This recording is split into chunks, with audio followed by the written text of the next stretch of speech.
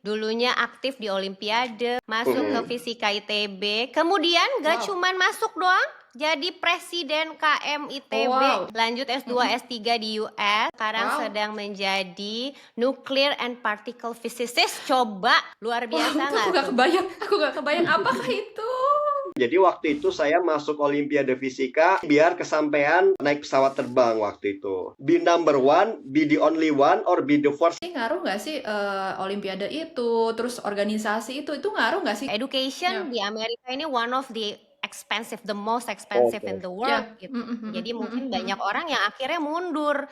Nggak US deh jadi pilihannya. Waktu itu Bang Zul caranya gimana nih? Untuk Science dan Engineering, S2 di S3, di Amerika, di banyak tempat itu gratis. Bahkan Anda digaji gitu. Ya. Jadi kalau yang mau S2, S3 di Amerika nih boleh pakai skemanya Bang Zul. Iklim studi dan iklim research di sana. Why? Mereka harus coba ke Amerika. Harus nggak sih pergi ke Amerika? Harus ke luar negeri, Mbak.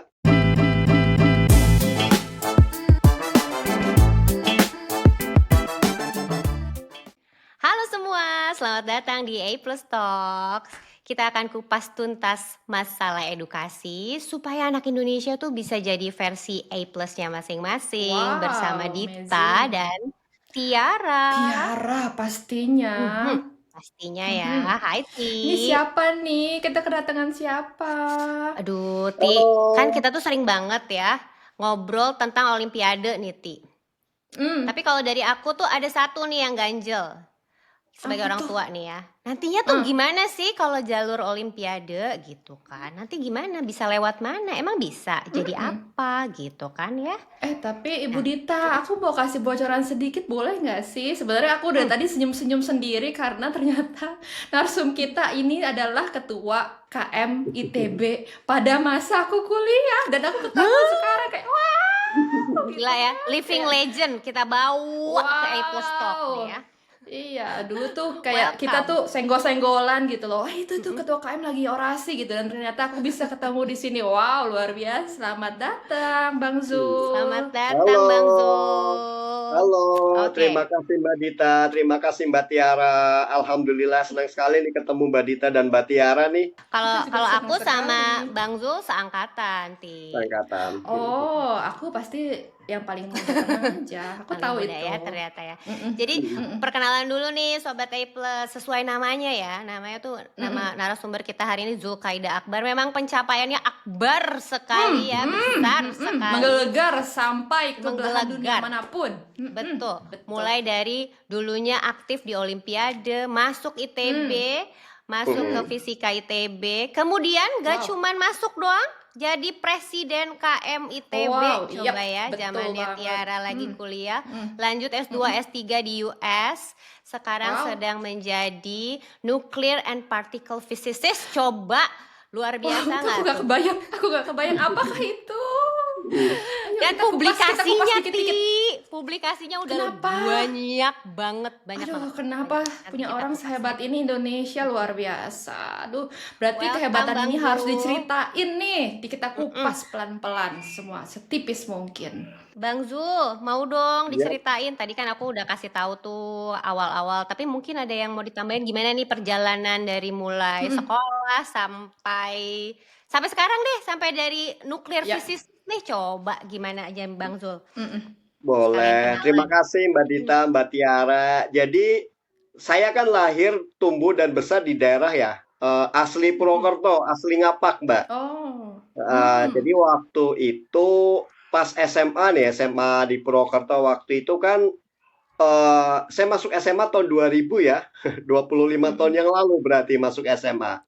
Nah, waktu itu Olimpiade itu belum sebesar sekarang ya ekosistemnya ya. Kalau sekarang kan sudah ada OSN, Olimpiade Sains Nasional, yang bahkan levelnya sampai SD pun sudah ada gitu. Nah, waktu itu Olimpiade masih beda-beda. Untuk fisika itu yayasan swasta, Yayasan Tofi. Contohnya ya, untuk kimia ITB waktu itu yang megang. Nah, waktu itu motivasi saya awalnya sederhana banget. Saya pengen going internasional biar bisa pengalaman naik pesawat terbang gitu. Wah, ternyata itu mimpinya gitu kan. Mimpi itu doang kecil jadi awalnya besar. kan. Lalu. Nah, waktu itu kan di antara berbagai olimpiade yang paling nge-hype waktu itu memang tahun 2000-an itu fisika ya, karena Mm-mm. Pak Yohanes Surya waktu itu cukup Betul. jadi Ya. selebritis, Mm-mm. sering bikin tulisan, bikin buku segala macam. Jadi waktu itu saya masuk Olimpiade Fisika simply biar kesampaian naik pesawat terbang waktu itu. Nah, long short story, kalau kata orang Jawa kan witing tresno jalanan soko kulino ya. Jadi Wah, karena Asik. oke, apa itu? jadi cinta itu karena terbiasa katanya Mbak. Wow. Jadi Oke. yang Jadi jatuh awalnya cinta. Jatuh cinta. Betul. Jadi yang awalnya itu cuma sekedar pengen menang, akhirnya jatuh Mhm. cinta lah sama fisika kan. Oh, Dan wow, luar biasa jatuh eh, cintanya sama fisika. Lanjutkan. terus waktu itu dan insya Allah sampai saat ini ya kan the best untuk fisik kan di ITB kan. Jadi merantaulah Ya. saya dari Purwokerto ke Bandung waktu itu. Ya pentingnya Olimpiade salah satunya itu ini ya Pak, head start ya karena kan Olimpiade itu sebenarnya materinya biasa, cuman levelnya yang tidak biasa gitu. Jadi level-level anak kuliahan ditarik ke anak sekolah waktu itu sebenarnya. Jadi Hmm. lumayan lah ada head start lah sampai ya IP 4 pernah lah waktu itu gitu kan. Luar Wow. biasa. Wow. Awal-awal terus Sedap. tadi sempat menyinggung kemudian bukan boring ya. Jadi pas waktu Bandung kan hype-nya tentu beda dengan hype di daerah ya. Daerah kan adem ayem kan. Nah, begitu masuk Bandung itu kota yang sangat dinamis, sangat kreatif. Jadi mulailah saya bersinggungan dengan dunia organisasi waktu itu. Mulai dari himpunan, jadi ketua himpunan, jadi panitia OSKM, sampai akhirnya berjodoh jadi waktu itu nyebutnya masih presiden KMITB ya. Iya. Jadi ketua kabinet KMITB istilahnya orang nomor satu lah di organisasi. Karena saya waktu itu prinsipnya saya nggak mau nanggung gitu. Waktu masih Wow. muda kan. Jadi ya sekarang mau udah tua ya. Kalau dulu waktu masih muda, waktu masih berapi-api ya be number one, be the only one, or be the first gitu. Wow. Itu ada choice-nya gitu. Jadi kalau Luar mau di biasa. akademik ya goal maksimum sampai IP 4, kalau mau di organisasi ya goal maksimum sampai orang nomor satu gitu kan. Cuman ya ada plus minus ya. Akhirnya sempat akademiknya drop. Cuman alhamdulillah husnul khotimah.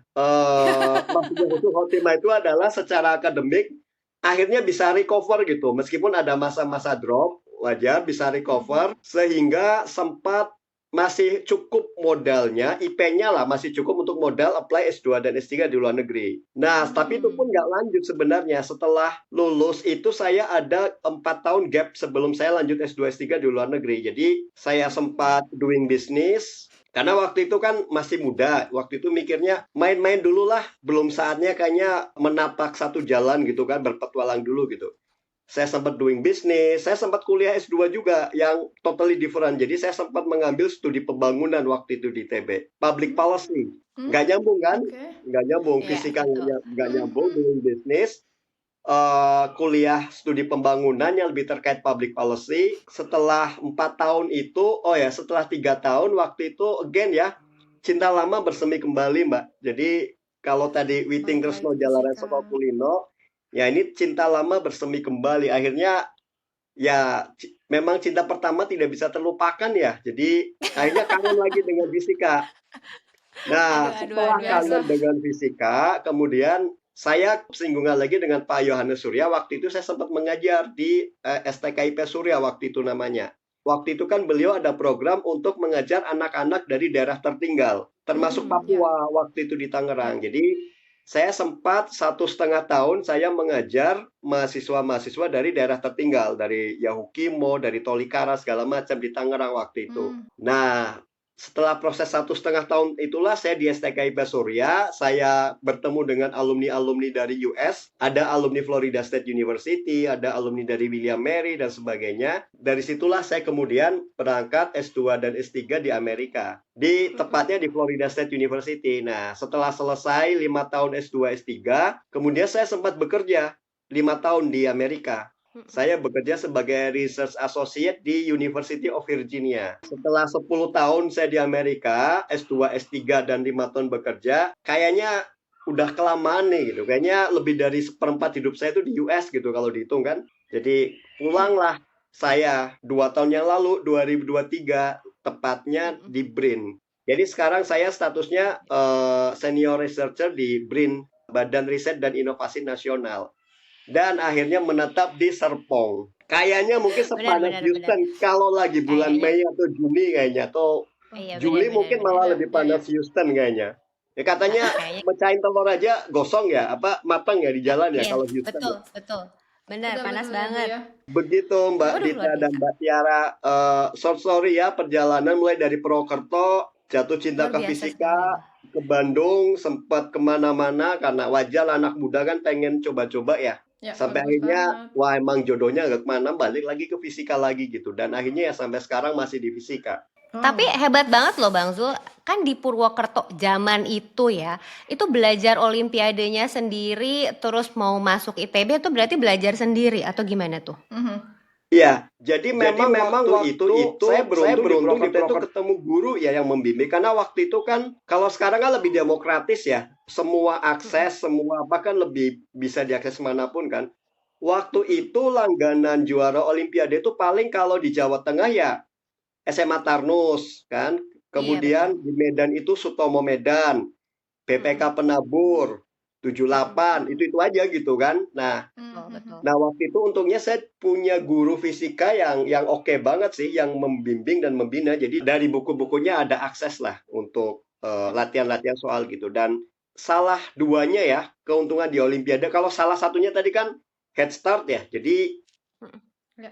ada mata-mata kuliah yang kita bisa ini dulu lah. Yang kedua lebih penting itu sebenarnya belajar tekun sih.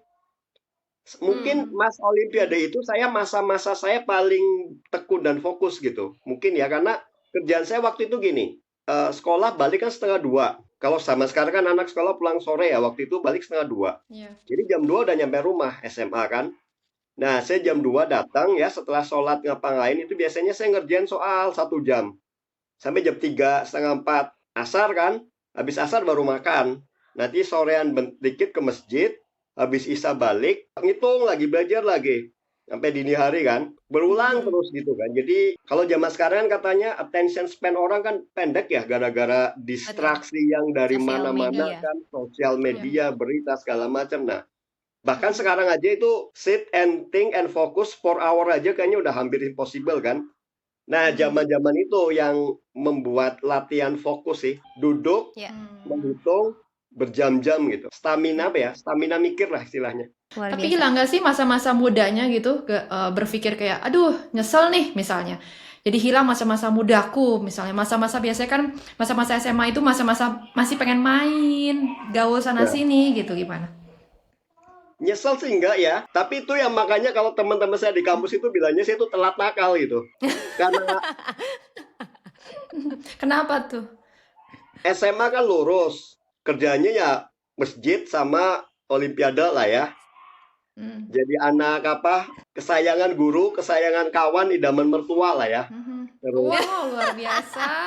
kuliah masih lurus sampai Masih IPS itu sampai. 3,5 sampai IPS 4,0 gitu. Nah, terus waktu itu nakalnya waktu itu karena kan katanya setiap orang ada jatah nakal kan yang harus dihabiskan di masa muda daripada nanti pas tua nakal gitu kan. Iya, Nah, waktu itu saya karena saya kan orangnya totalitas ya. Jadi begitu saya masuk organisasi, udah. Jadi saya itu pernah mengalami IP itu 0, pernah, 1, pernah, 2, pernah, 3, pernah, 4,0 juga pernah Masya gitu. Allah. Oh, luar biasa. Pernah. Oke. Luar biasa. Jadi Luar drop biasa. kan. Nah, waktu itu. Jadi waktu SMA yaitu masa muda saya yaitu pas kuliah itu saya telat nakal gitu. Tapi ya waktu itu mikirnya kenapa nggak 0 SKS kalian gitu kan. Waktu itu kan terlalu pede lah ya. Bisa gitu akademik bisa organisasi jalan. Ternyata drop karena saya terlalu fokus di organisasi. Tapi ya is okay lah. Jatah kenakalan dan kegagalan kan. Jadi presiden kan tapinya itu akibat Iya. kenakalannya tuh malah jadi presiden KM itu. Nah, iya Enggak itu sih? kenakalannya. Gimana dong? Wah, luar biasa. Kenakalannya Kenakalan bisa total. begitu. Betul banget. Alhamdulillahnya. Ngaruh nggak sih ininya? Ya, alhamdulillahnya pas Lanjut, sudah selesai Bang Zul. jadi presiden masih bisa recover IP-nya aja. Jadi tetap endingnya husnul khotimah lah. Academically speaking. Ini nggak sih, ngaruh nggak sih, olimpiade itu, terus organisasi itu ngaruh nggak sih? Ngaruhnya di mana? Apakah misalnya olimpiade itu, oh ngaruh nih aku jadi bisa masuk ITB karena tadi aku olimpiade. Hmm. Atau organisasi ini ngaruh loh Mbak, soalnya aku jadi bisa S2, itu aku masukin nih experience aku sebagai organisasi, itu ngaruhnya nggak? Kalau ngaruh, kalau untuk Olimpiade ya, ngaruhnya yang pertama itu Mbak, kalau ditanya apa sih yang ngaruh di Olimpiade itu, buat saya itu beneran bisa melatih saya untuk stay and focus, Mbak, and Hmm, fight gitu. Karena ya. itu kan pas di Purwokerto ya, kemudian pada saat dulu sempat pelatihan, waktu itu saya pelatihannya di Karawaci, di dekat Pelita Harapan waktu itu kan setelah berkumpul beberapa besar Hmm, hmm, hmm. dari seluruh Indonesia dikumpulkan kan. Wah itu lebih lagi, 24 jam itu ya kalau nggak sholat, makan, ke kamar mandi, ya udah belajar gitu, full. Jadi Hmm, beneran mendidik untuk stay dan fokus. Istilahnya apa ya? Mm-mm. Etos lah, mungkin bisa dibilang etos mhm. kerja atau etos belajar gitu. Karena ya memang harus totalitas. Itu satu sih yang ngaruh yang beyond ya, bukan hanya beyond masuk kuliah atau beyond kerja Ya. gitu. Mhm. Nah, technically speaking, kalau untuk masuk kuliah, nah saya nggak tahu karena zaman sekarang ini kan masuk kuliah namanya aja saya nggak bisa ngikutin loh, ada SNBTK apa segala macam kalau Oh, di ya, ya, ya. Indonesia ya. Ya. Tapi Hmm, waktu itu membantu sih, baik lewat jalur SPMB biasa. Tapi paling tidak itu mhm. etos duduk dan fokusnya sangat-sangat membantu gitu. Ya. Nah, Mhm, itu yang mhm. pertama. Nah, kalau tentang organisasi tentu sangat-sangat membantu ya. Yang pertama, long lasting friend. Ya nggak Mbak Dita? Kita kan kenal berarti Banget. istilahnya saya sama Mbak Dita seangkatan ya. Berarti Mhm. Mm-mm. 22 tahun yang lalu kan berarti Mbak 2003 Luar- itu. Shh, jangan 22 bilang-bilang, tahun yang Bang lalu. Zul. Nanti Shh, umurnya udah tua ketahuan jadinya. ketahuan, Mhm. ketahuan nanti Bang Zul. Diam-diam Iya. aja. Salah satu best friend-nya saya sejurusan sama Mbak Dita kan, elektro juga. Hmm. Jadi Benar. kalau hal-hal satu ya dari organisasi itu saya ketemu long lasting friend lah yang sampai Ya. detik ini masih masih berkawan Mhm. dengan sangat-sangat baik gitu. Itu yang pertama. Yang kedua, tentunya maturity ya. Karena di TB itu waktu itu nikmatnya adalah orangnya kan sangat diverse. Semua suku ada Mhm. gitu dari Ya, ujung betul. barat sampai ujung timur. Semua strata sosial ada dan semua ya bisa bisa istilah Sundanya apa ya ngariung bareng gitu. Jadi Mm-mm. maturity dan ya bahasa normatifnya social skill ya, bahasa normatifnya. Dan itu akan kebawa sampai sekarang karena kalau apalagi saya kan bidangnya particle physics ya, eksperimen particle physics kayak di CERN lah. Itu kan multi country, multi group membangun detektor, giant detektor yang terdiri dari ribuan pieces of detektor gitu kan. Dan pada akhirnya kesimpulannya adalah even experimental physics kayak gitu pun kita dealing dengan orang, bukan dealing dengan Ya.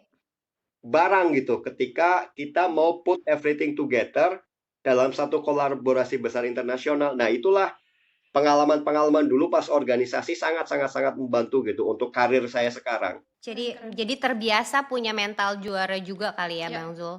Punya mental Iya. juara, selalu melakukan yang Ya. terbaik. Perfeksionis Ya. nggak nih? Konsisten. Ya dulu waktu masih muda kan prinsip saya gitu, kalau nggak being Be number number one. one, being the only one atau being the first gitu. Dulu sekarang mah udah sudah lebih wise. Tapi semangatnya itu berarti Oke. yang sangat Mm-mm. berkibar-kibar lah, semangatnya luar biasa. Ya, Oke, terus apa Bang istilahnya? Zul, kenapa akhirnya pilih S2 dan S3 di Amerika pada saat itu? Selain karena Ya. teman-teman ada karena mau yang terbaik tadi kah atau apa tuh Bang Zul? Apa Gak mau Waktu itu jurusannya di tanggung sana memang kah? jangan-jangan yang terbaik itu. iya, Ha-ha. iya waktu sebenarnya bukan waktu itu ya. Sampai sekarang itu pun Nobel Prize winner kalau Mm-mm. dikumpulkan number one juga masih dari Amerika kan. Baik physics, chemistry, fisiologis itu kan masih dari Amerika. Top 4 best company mau Google, Microsoft itu kan juga masih dari US ya.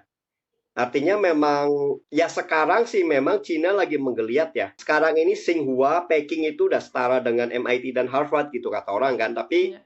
di zaman itu Singapura, Cina sudah menggeliat tapi ya belum sekelihatan sekarang ya. Waktu itu Amerika the best sih.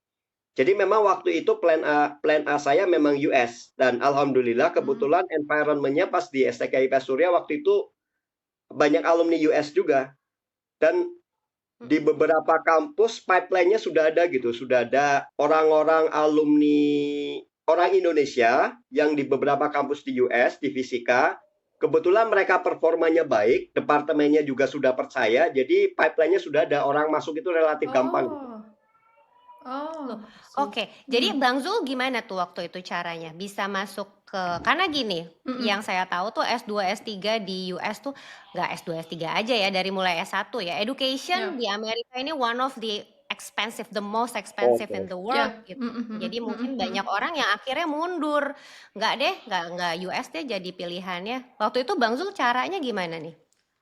Nah, jadi gini Mbak, ini hal yang memang saya pengen share ya, bahwa untuk Science dan Engineering S2 di S3 di Amerika di banyak tempat itu gratis, bahkan Anda digaji gitu.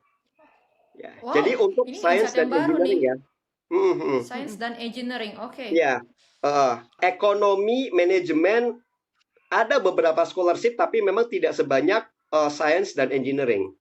Jadi skemanya waktu itu dan sampai saat ini adalah ketika kita masuk kampus di US untuk Science dan Engineering, STEM lah ya, fisika misalkan, itu kita selain mendapatkan tuition waiver, yaitu tidak perlu bayar kuliah, kita juga digaji karena status kita sebenarnya adalah sebagai teaching assistant atau research assistant. Nah, apa itu teaching assistant? Jadi kita kerja sebenarnya. Teaching assistant itu ya kadang-kadang suruh ngajar lab, ngasisteni lab lah ya. Atau kadang-kadang disuruh ngegrading PR-nya mahasiswa S1 gitu. Nah, nanti itu biasanya tahun pertama itu mahasiswa harus menjadi teaching assistant. Nah, itu pun kalau dulu di kampus ya dibagi aja, yang Inggrisnya masih lumayan itu disuruh ngasisteni lab. Yang Inggrisnya berantakan itu disuruh grading PR gitu kan. Nah, jadi dibaginya begitu. Begitu tahun kedua, itu kan kita mulai kerja di lab kan, masuk grup research lah. Nah itu, kalau profesornya punya funding, maka kita tidak perlu mengajar lagi. Kita akan dibayar sebagai research assistant. Full S2, S3. Dan waktu itu saya pernah menghitung ya, berapa kursi seperti ini, dilihat dari jumlah visa yang dikeluarkan, probably mungkin sampai 100K gitu, 100.000 kursi gitu per tahun gitu untuk Science dan Engineering, yang mana yang paling banyak memanfaatkan yang mahasiswa dari India, Cina dan gitu India ya. Ya, pasti. Ya, waktu itu ya, waktu belum segenting sekarang lah Cina versus Amerika gitu. Tapi itu intinya sampai sekarang. Jadi buat teman-teman, adik-adik, bapak ibu yang punya anak yang pengen S2, S3 di US untuk STEM sebenarnya gratis, bahkan digaji gitu. Caranya gimana nih? Caranya pun sangat gampang sebenarnya, karena sekarang itu semua kan all in one ya, portalnya kan. Jadi waktu itu saya apply saja lewat websitenya masing-masing website. Jadi kalau misalkan saya ke FSU, ya saya apply ke website Physics FSU. University-nya langsung. Betul. Dan di sana itu yang ditanya standar sih. Satu English. Jadi either IBT atau TOEFL atau IELTS ya. Kemudian yang kedua waktu itu GRE. Apa itu? Graduate Record Examination kalau nggak salah. Nah, itu pun dari Indonesia bisa ngambil tes TOEFL kan di Indonesia juga banyak kan. GRE juga di Indonesia juga banyak gitu, di Jakarta gitu. Nah, setelah itu research essay, kemudian transkrip, dan recommendation letter. Nah, biasanya itu aja. Dan uang pendaftaran. Uang pendaftaran itu biasanya bervariasi lah. Ada yang $30, ada yang $45 gitu kan.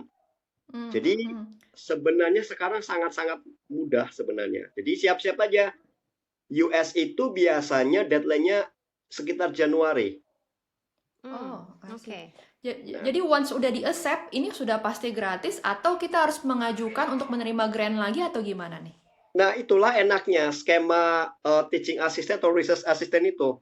All in one. Jadi biasanya tuh Januari deadline, Maret atau April itu pengumuman. Setelah diumumkan nanti kita bisa dikirim dokumen untuk ngurus visa berangkat Agustus. Itu sepaket, Mbak. Oke. Nah, itulah yang membuat Amerika saat ini paling maju gitu. Karena skema kayak gini itu nggak banyak ternyata di negara lain gitu. Iya, Iya. betul-betul. Kan Karena gini, juga nggak banyak orang Indonesia yang tahu nih skema ini Tahu, ternyata, ternyata betul. sebenarnya semudah itu, semurah itu juga bisa berangkat ke Amerika untuk S2 dan S3. Mungkin ini yang harus kita sebarkan. Nanti boleh kita juga kasih link di bawah gitu kan. Apa-apa aja sih universitas yang bagus-bagus nih yang bisa kamu coba untuk kamu bisa daftar dan tidak bayar gitu sebenarnya. Betul. Karena kan Betul. gini, Mbak, kalau orang berpikir beasiswa, itu kan pasti yang pertama kali berpikir kan beasiswa melalui funding agency kan. Kalau mau Jepang, Max, Ya. Belanda, Student, Jerman, DAAD, Amerika, Fulbright. Nah, Fulbright. ya betul. Inggris, Ya. Chevening kan. Tapi kan kuotanya kan sangat terbatas. Nah, sedangkan makanya yang saya sering propose lah, udah langsung aja ke Amerika, langsung ke kampusnya, langsung ke jurusannya. Kuotanya ya seantero Amerika, tinggal kamu ngoprek sendiri. Kamu mau mendaftar 1, 2, 3, 300 kampus pun dicoba silakan gitu. Tergantung kamu punya modal berapa untuk biaya pendaftaran kan, yang rata-rata ya 30, 40, 50 dolar lah per aplikasi gitu. Nah, atau yang kedua kalau di Jepang kadang gini, itu harus dua. Jadi pertama dia harus mendapatkan acceptance dari grup physics, dari grup research-nya kan. Yang kedua dia harus dapat juga dari funding agensinya. Jadi kalau saya mau ke Jepang misalkan ke Tohoku gitu, saya harus apply ke Tohoku, dapat acceptance, saya harus apply ke LPDP misalkan untuk dapat fundingnya kan. Nah, di US all in one portal for everything. Submit TOEFL, submit GRE, submit research essay, submit transcript, submit recommendation letter. Januari disubmit, banyakin berdoa, Maret April semoga diterima. Itu aja gitu. Iya. Jadi langsung buka aja web university-nya gitu kan. Dan di situ kamu bisa apply universitas mana aja. Dan dari situ prosesnya ya dijalani situ, berarti ini adalah beasiswa dari internal sebenarnya ya. Dan beasiswa itu nanti digantikan dengan teaching assistant tadi gitu ya. Ya, dananya dari dana kampusnya.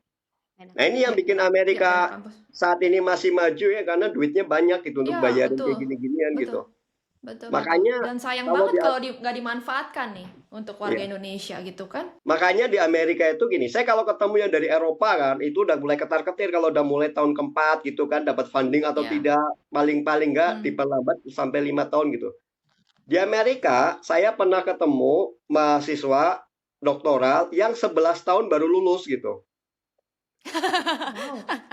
Karena melakukan riset terus ya, dibayar terus. Ya, karena fundingnya ada terus. Kalau di Eropa itu udah tahun keempat, tahun kelima udah deg-degan kan, aduh fundingnya nggak ada, harus pulang gitu. Dan di sana bahkan ada beberapa yang meminta supaya nggak lulus karena terlalu betah di Amerika gitu.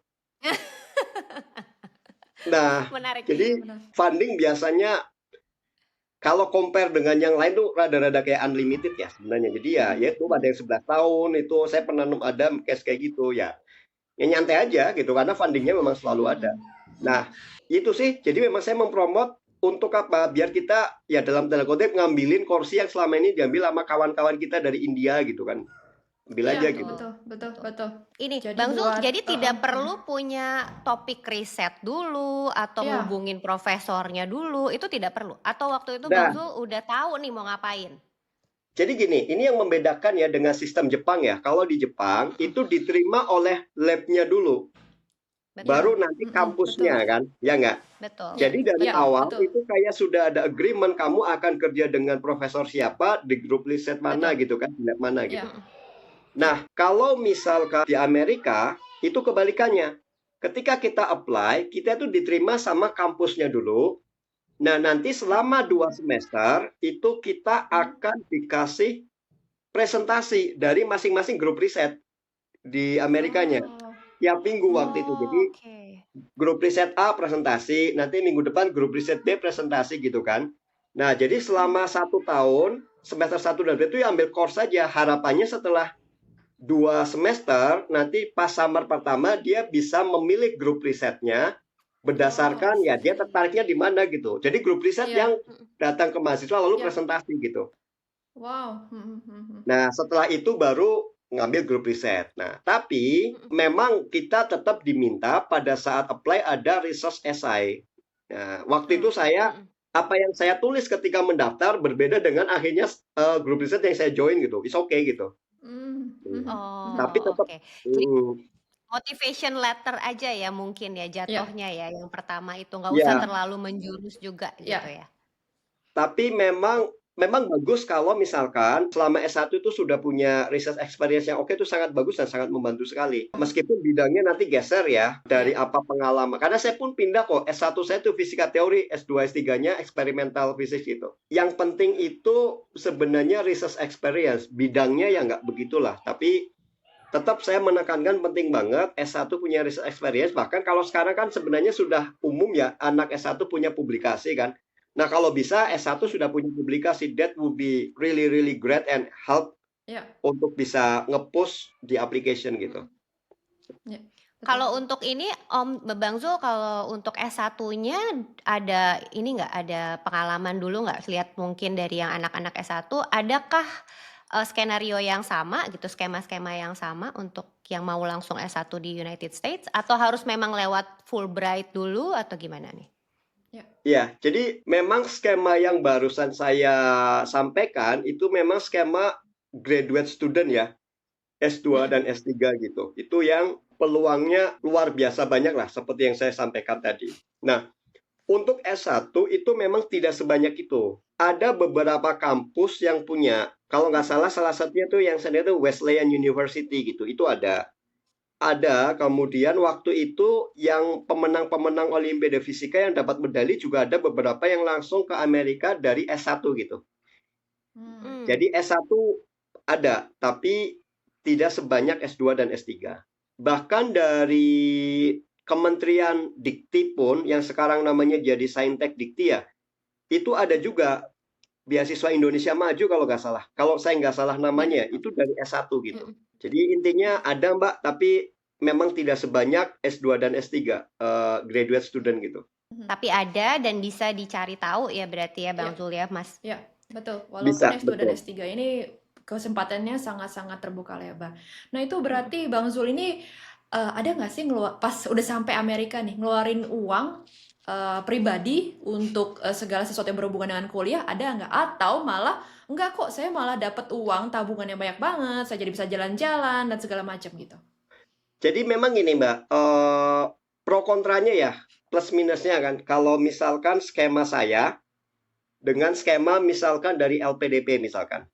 Nah, kalau skema saya itu kerugiannya cuma satu Mbak, yaitu kita perlu tiket nyampe sana. Jadi memang di sana kan kita dapat gaji begitu nyampe sana kan. Jadi ya udah, Ya. kita perlu modal awal untuk tiket berangkat.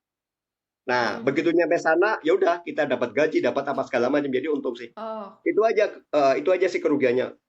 Positifnya gini, kalau kita dapat beasiswanya dari kampus ya. Amerika, itu nanti kita dapat visanya namanya visa F. Keuntungannya adalah ketika kita lulus, kita bisa langsung bekerja di Amerika. Oh, ya. Kayak saya, langsung. Nah, sedangkan kalau dapat beasiswanya dari funding agency, dari LPDP atau dari Fulbright misalkan, itu nanti visanya J, bukan F. Ya, betul. Keuntungannya memang kalau dari LPDP itu dia dapat tiket berangkat.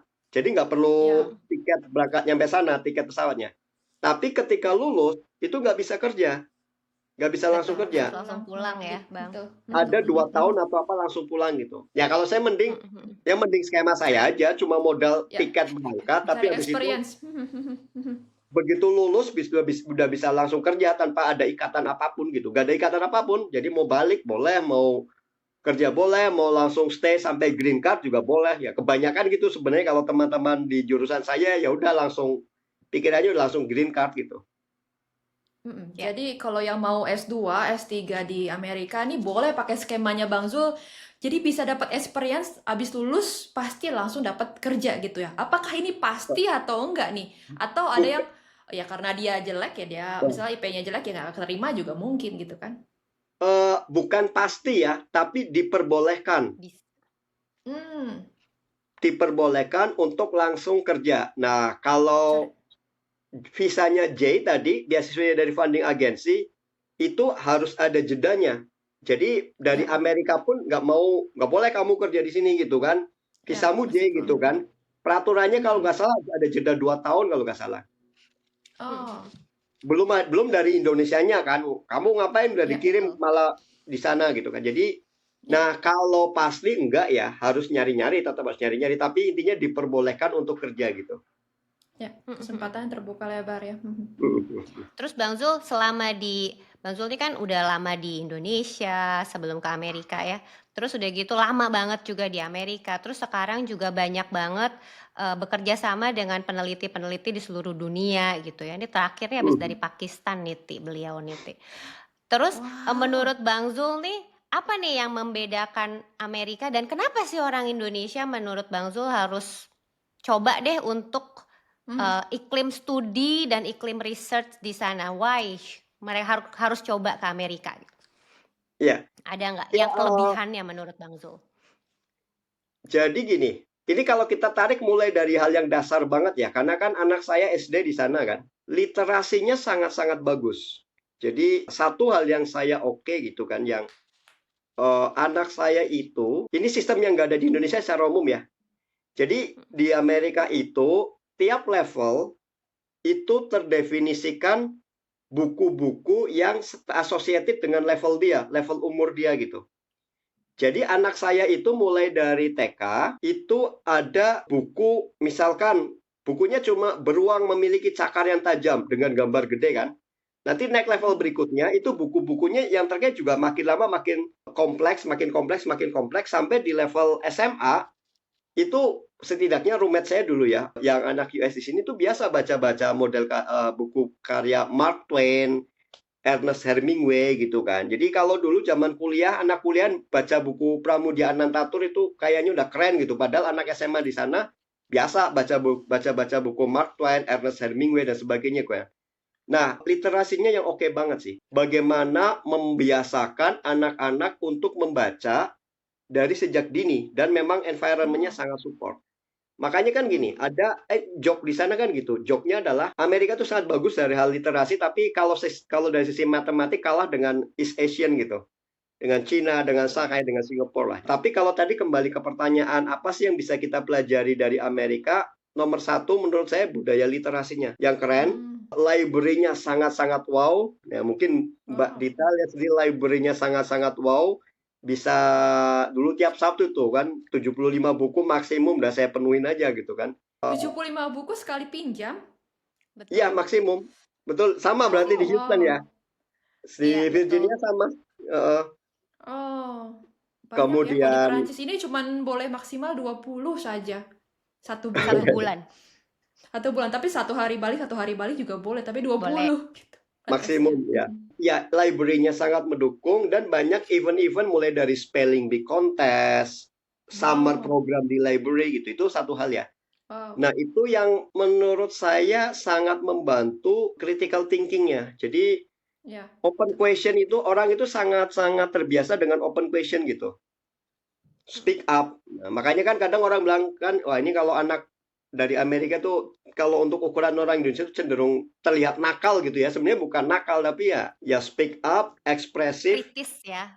Betul. kritis. Dulu itu PI itu seminggu hampir tiap hari kayaknya ya, atau paling nggak 3 Iya, hari betul. lah. Iya, PI-nya benar-benar. kan. Sekarang betul. Sekarang anak saya juga tiap hari Bang Zul ada PI selalu. Tiap hari ada Tiap PI, hari ya. tiap hari ada baca.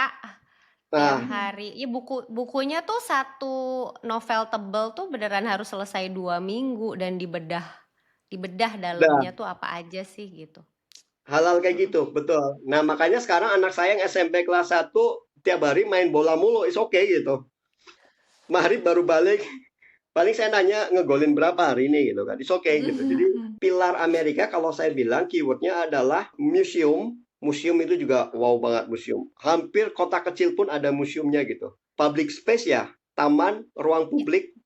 Jadi taman tuh juga di mana-mana itu mau istilah orang Jawa mau ngumbar anak kayak ngumbar ayam is okay itu lari kemana kemari sana kemari gitu. Jadi kalau ini terkaitnya dengan pendidikan anak sih ada 3 ya saran yang idealnya memang 3. Idealnya tuh anak itu punya extra activity di satu physical yang terkait dengan physical ya. Misalkan anak saya yang sulung itu bola, yang nomor 2 itu taekwondo gitu. Yang kedua itu terkait dengan kognitif. Kognitif itu anak saya yang nomor 2 itu hobinya astronomi gitu kan. Terus ada yang lain misalkan catur atau apa gitu. Yang ketiga itu terkait dengan art, gambar lah, main biola lah gitu. Itu idealnya 3 itu sih. Nah itu hal-hal kayak gitu yang saya learn dari Amerika gitu. Jadi ya orang beda ya, orang olahraga kan ininya apa? Cerianya beda kan ya, moodnya beda gitu. Physical activity, cognitive activity, sama art activity. Nah itu kalau Lengkap ditambah malah ya, dengan holistik. Lengkap. ya itu kalau ditambah math-nya itu Singaporean math, wah itu keren banget. Saya dulu di US, karena saya tahu Amerika lemahnya di math, jadi saya pakai kurikulum Singapura waktu itu, Singaporean math untuk ngajar matematiknya gitu. Bahkan in charge juga ya buat anak-anaknya ya. Luar biasa. Itu kali ya yang saya pelajari dari math ya. Terus Bang Zul, aku mau nanya lagi nih Bang. Kalau misalnya ada anak-anak Indonesia yang udah mau kuliah di Amerika Serikat nih, biar nggak kalah sama orang Amerika sini, apa aja nih menurut Bang Zul yang harus dipersiapkan sama mereka?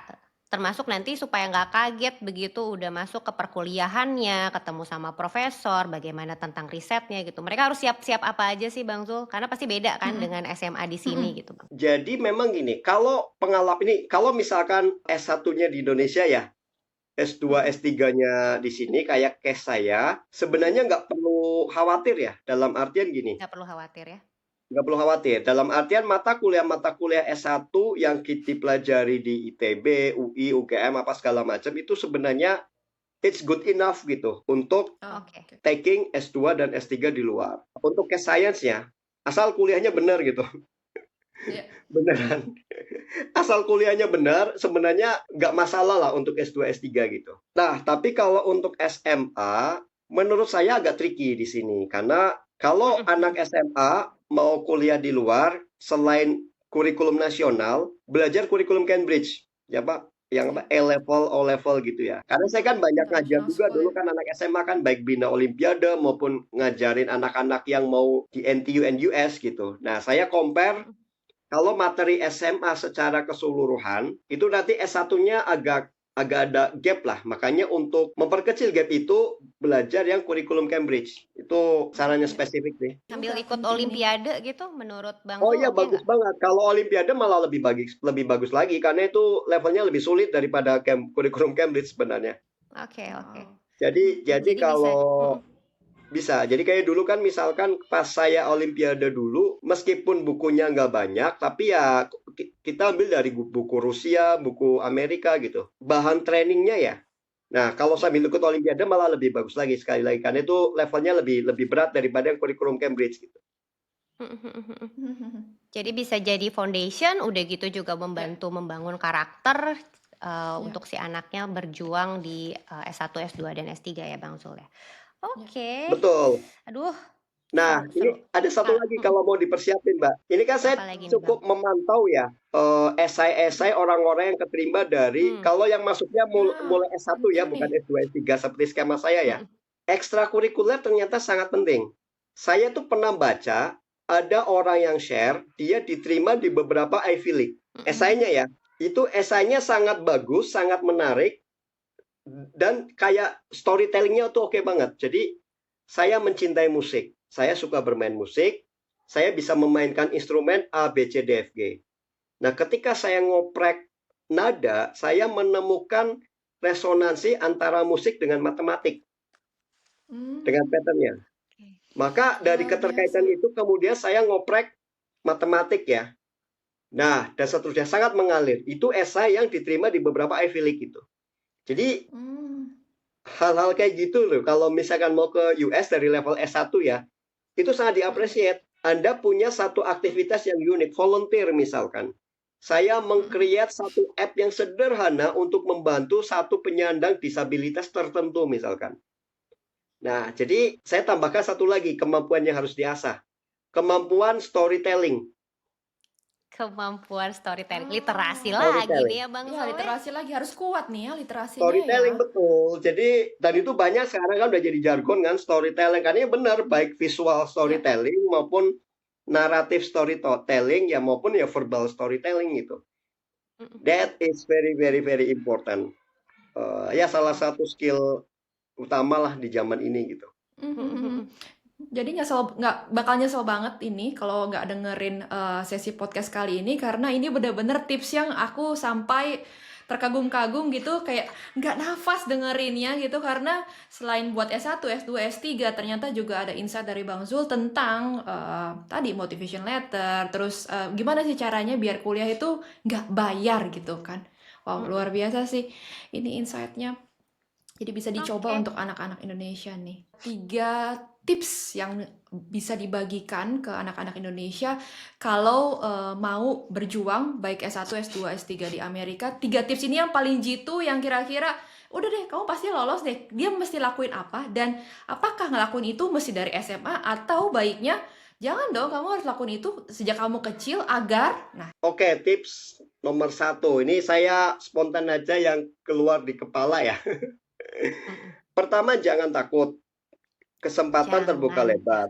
jangan Mm. takut. Jadi Dengar ya, detailnya jangan. sekarang ini kita sudah bisa mengakses banyak cerita anak-anak dari pedalaman di Sierra Leone, dari negara-negara miskin di Afrika itu bisa nyampe MIT loh.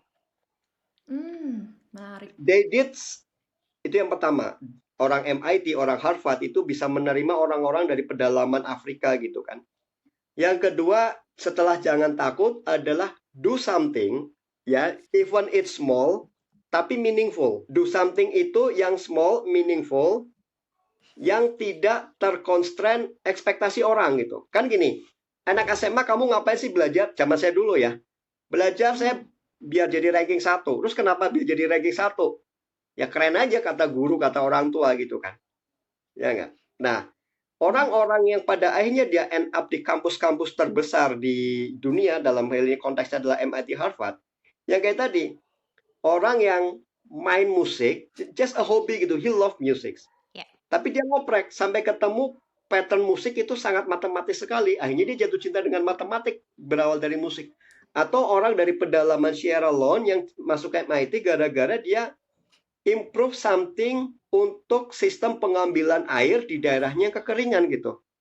Maybe very small. Maybe itu cuma bisa memberikan 5 galon per day misalkan. Ya anak SMA bisa apa sih ibaratnya. But it's something something Yeah. meaningful, even small, and useful gitu. Jadi pertama jangan takut. Yang kedua do something yang tidak terkungkung oleh orang-orang, ekspektasi orang-orang di sekitarmu. Just do something that you think it's good, it's meaningful gitu kan. Dan bikin dokumentasi itu yang kedua ya. Yang ketiga normatif. Practice make perfect. Jadi pertama kali saya ke US, pertama kali banget saya itu transitnya di Taiwan. Waktu itu saya sebelahan sama ibu-ibu yang anaknya masuk Harvard. S1 ya. SMA-nya di Indonesia. S1-nya masuk Harvard. Esainya itu 50 kali iterasi. Bikin coret, bikin coret. Sampai 50 kali iterasi. Trial, error, revisi, sampai kemudian oke, this is very good. Baru submit gitu. Jadi yang ketiga ya, trial, practice makes perfect. Itu sih Mbak yang keluar otomatis Mbak. Gagal sekali 2 kali mah itu biasa berarti ya? Oh biasa. Harus coba terus. Mau coba terus sekali 2 kali mah. Kalau gampang mah hadiahnya piring cantik mah cek Saska ya. Jadi benar. makanya sabar itu hadiahnya surga. Benar. Aduh. Amin. Kalau gampang mah payung, piring ya. Payung, piring cantik. Kalau gampang mah. Betul. Literasi aja. Aduh. Luar biasa nih insight-nya. Luar biasa banget. Aku kayak banyak banget loh catatannya Bang Zul. Wow. Terima kasih banyak. Ada lagi Ti sebelum kita tutup. Bang Zul kemalaman nih diculiknya. Nggak apa-apa. Pesan buat sobat A+ kira-kira harus nggak sih pergi ke Amerika gitu. Simple tapi meaningful juga. Harus ke luar negeri Mbak. Harus Kita ke luar kabur aja negeri. dulu. Catet. betul, Harus kabur aja betul. dulu. Mhm. Karena itu yang Harus dilakukan ya. Cina. Itu yang dilakukan Cina tahun 80-an itu ada namanya beasiswa Kuspea, salah satunya dari sekian banyak. Itu yang dilakukan Jepang dengan namanya ekspedisi Iwamura, dua orang klan Choso dan Sasume keliling ke negara barat dan banyak. Jadi ke luar negeri ini pesan sponsor dari saya. Merantau dan merantau. Kira-kira apa Bang. tiga moto Tiga motonya versi Bang Zul. Aduh. Bang Zul? Ya. Tapi itu ini ya, itu moto dulu waktu masih muda ya. Ih, Gak apa-apa kan buat anak muda, Gak apa-apa. Bang. Anak muda Iya, ya, buat anak anak muda muda. ya. Gak apa-apa, Jadi gak kalau apa-apa. ini moto Oke. waktu masih muda dulu ya. Jadi be Ya. number one, be the only one, or be the first. Itu aja. 3 itu pilihannya. Kalau nggak nomor 1, satu-satunya, atau yang pertama itu aja kan. Atau yang pertama. Cakep Luar Bang biasa. Zul. Cakep. Itu dulu Pantesan ya. kamu luar biasa Yang dan pas tua kamu udah nggak jadi Wah, Eh, tua kenapa enggak nih? Ini kenapa juga aku penasaran kenapa pas tua udah enggak nih? Kenapa? Oh, kalau pas tua kan ini, ilmunya Bang, sekarang apa? mending ke anaknya aja gitu. Oh enggak, pas tua mah ini udah nggak cinta dunia makanya. Enggak. Luar ini juga Jok. insight-nya luar biasa. Biar husnul khotimah beneran ya Bang Zul. Jangan-jangan 3 tadi adalah orasi yang disampaikan saat menjadi ketua KMITB ini. Jadi pantas saja kau dipilih menjadi ketua KMITB. Iya, sampai Tiara terbengong-bengong pada saat itu. Terpesona pasti kan? saat Masih itu. Betul di betul. Dengan ospek. ini kan diikat Diikat, kepalanya dengan kain gitu. Boleh nggak Iya. nanti kita minta foto lagi orasi gitu buat dipajang jadi clickbait ya? Ada nggak? Masih ada nggak? Ada nggak ya? Bisa aku Yang yang jelas itu cari-cari. kayaknya itu mungkin 25 kilogram yang telah lalu kayaknya ya. Oh iya benar-benar, gak apa-apa. Gak apa-apa. Udah gak kayak Biar Bang Zul ya. jiwanya tuh tetap muda gitu kan. ITB gitu. Oke deh, aku closing ya. Ada lagi nggak? Boleh. Last, udah? Kita closing ya. Bang Zul hatur nuhun pisan. Terima kasih Ya, banyak terima kasih sudah banyak Bang Zul sudah memberikan insight yang luar biasa. panjang, lebar dan daging banget ini sharingnya Bang Betul Zul. daging sekali. Betul. Dan kalau buat Siap. aku pribadi ini menguatkan sekali buat anak-anak kita untuk harus kuliah di luar negeri dan bisa. Ya.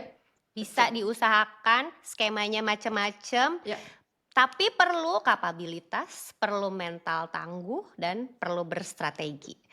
Jadi tetap semangat jadi orang tua. Kita sama-sama belajar menjadi orang tua yang sadar arah, karena anak-anak kita juga butuh orang tua yang hadir, butuh orang tua yang visioner, dan kita bisa bantu anak Indonesia mencapai versi A+ terbaik masing-masing. Terima kasih Bang Zul, terima kasih semuanya. Bang Zul, sampai ketemu lagi. Sampai jumpa di episode berikutnya. Bye. Thank you. Bye.